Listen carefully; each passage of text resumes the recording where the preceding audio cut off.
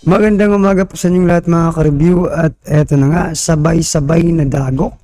Pwersa ng Asya, inilabas na ang mga barko para kuyugin ang hukbo ng mga Chino.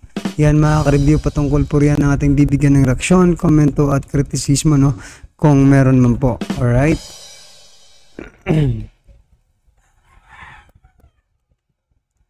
Yan, at mula po ito sa ating paboritong Terong Explain. Yan mga ka-review, malaking dagok sa China. Pwersa ng Asya, lumabas na. Nako, dudurugin ang China. Ngangasa nakita. Yan mga ka-review, akala siguro ng China sila lang ang merong pwersa. Pero ito na nga mga ka-review, nilabas na nga ng Asya, no? Hindi lang Pilipinas kundi Asya ang kanyang pwersa. Eto mga ka-review, sama-sama at sabay-sabay po natin pakinggan, panoorin at bigyan ng reaksyon ang balitang ito mula po sa ating paboritong Terong Explain. Eto na po.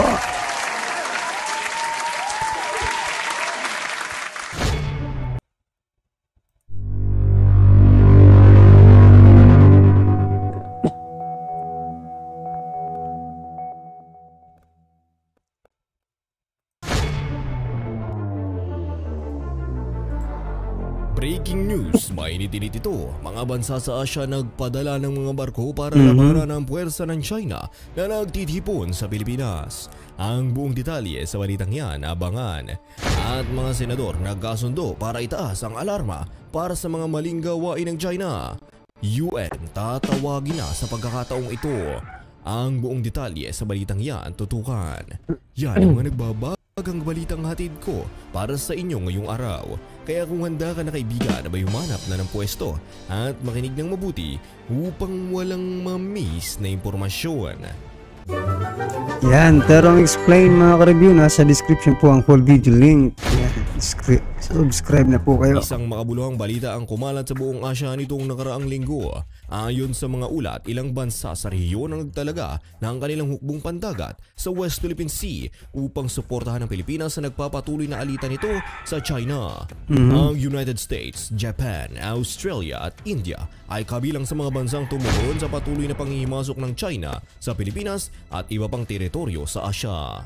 Ipinakita ng mga bansang ito ang kanilang kakayahan at kooperasyon sa hukbong pandagat sa pamamagitan ng pagsasagawa ng magkasanib na pagkasanay at pagpapatrolya sa lugar.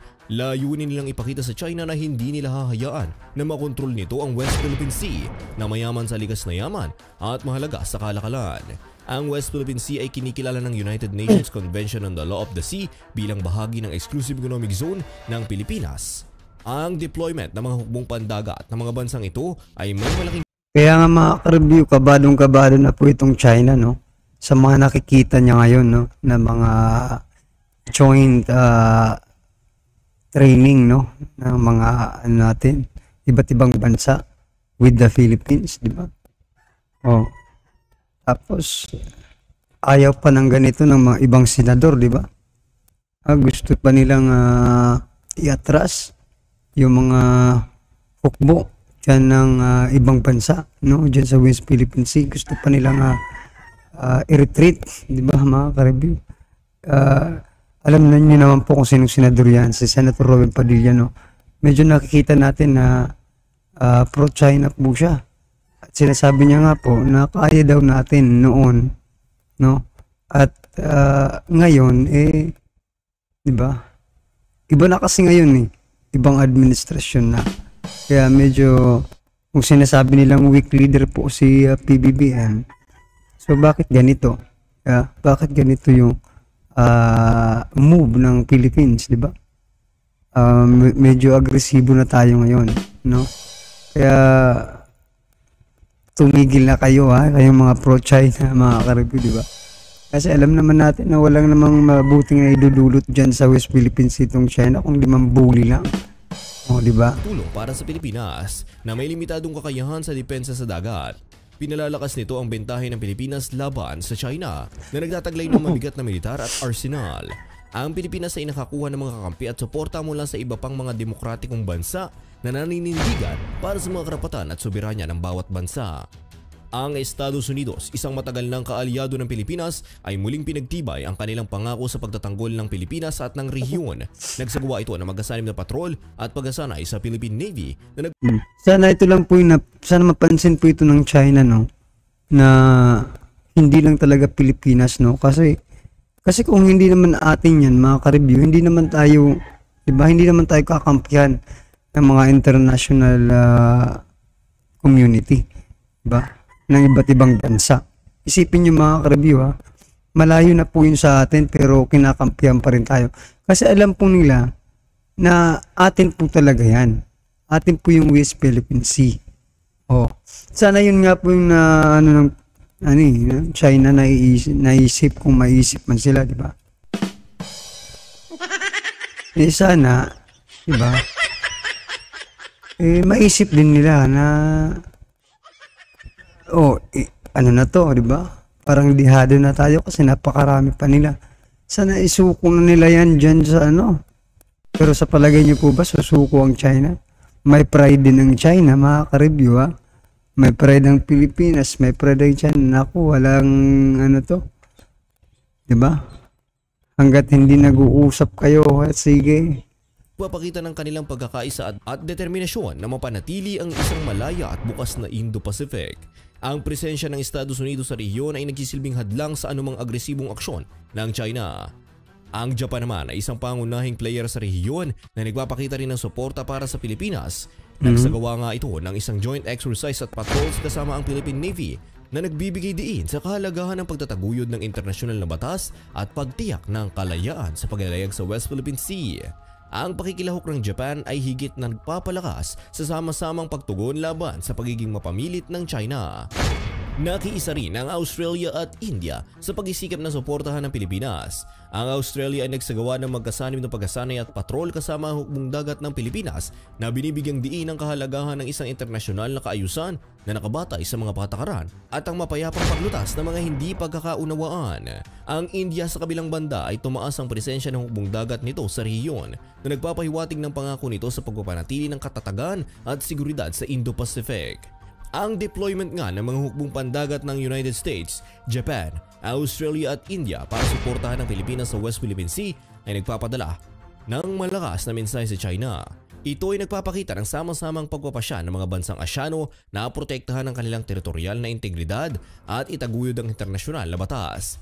Ang suporta mula sa mga bansang ito ay makabuluhang nagpapalakas ng kakayahan ng Pilipinas sa maritime defense at nagpapataas ng bentahe nito laban sa China.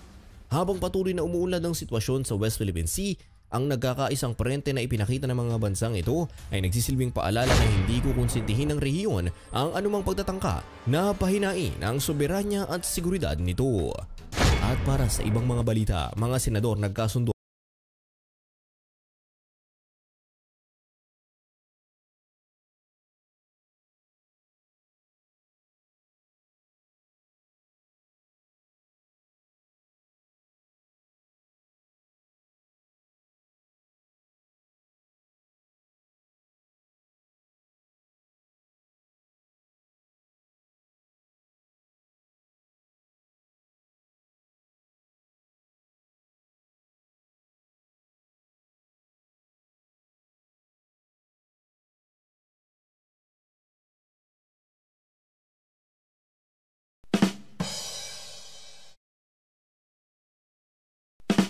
para itaas ang alarma para sa mga maling gawain ng China.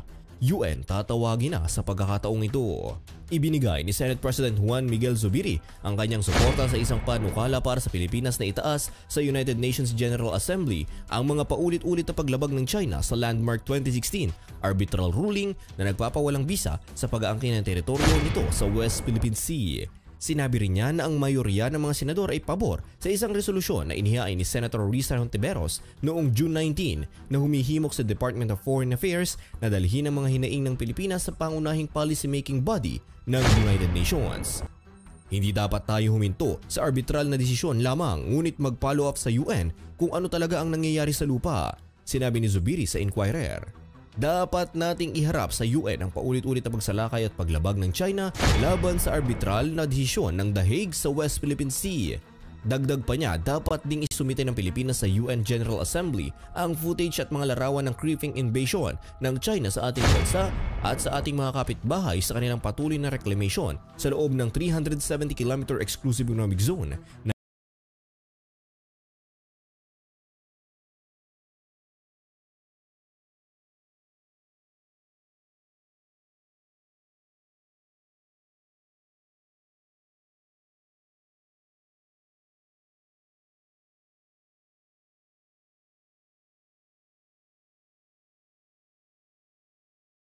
ang Pilipinas. Itinuro ni Zubiri na ang Beijing ay nagsasagawa ng mga katulad na aktibidad ng internasyonal na tubig na humahadlang sa kalayaan sa paglalayag. Inilabas niya ang mga pahayag matapos na muling baliwalain ng Beijing ang makasaysayang legal na tagumpay ng Maynila habang minarkahan ng bansa ay 7 taon ng desisyon ng Permanent Court of Arbitration noong July 12, 2016 na nagpapawalang bisa sa 9-dash line claim ng China ang nagpapatibay sa mga karapatan ng Pilipinas sa soberanya sa loob ng EEZ nito. Ang resolusyon ni Hontiveros ay batay sa rekomendasyon ni retired Supreme Court Senior Associate Justice Antonio Carpio na nagpahiram ng kanyang legal expertise para tumulong na palakasin ang posisyon ng bansa laban sa China, na tumanggi na sumunod sa desisyon mula sa The Hague kung saan naroroon ang arbitral court na nakabatay. Sinabi ni Zubiri na agad nilang gagawin ng resolusyon kapag ipinagpatuloy ng 24-member chamber ang regular na sesyon nito sa July 25. Bukod kina Zubiri at Hontiveros, sinuportahan din ni Senator Francis Tolentino, Jinggoy Estrada at JV Ejercito ang panukala ni Carpio. Sinabi ni Zubiri na panahon na para sa mga miyembro ng UN na opisyal na ipaalam sa araw-araw na illegal incursion ng China sa teritoryo ng Pilipinas.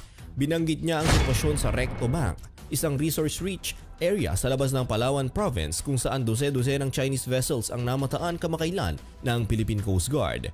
Ipinunto ng pinuno ng Senado na ang lugar ay matatagpuan lamang sa 148 kilometers o 80 nautical miles mula sa mainland Palawan at humigit kumulang 833 kilometers o 450 nautical miles ang layo mula sa China. Ang Recto Bank ay ilang kilometro lamang mula sa mga sikat na destinasyon sa dalampasigan sa El Nido at mga bayan ng Coron sa Palawan. Habang ang Spratly Islands naman ay may 926 kilometers o 500 nautical miles mula sa mainland ng China. Para sa buhay ko, hindi ko maiintindihan kung paano nila masasabi na ang mga lugar na iyon ay sa kanila at hindi sa atin.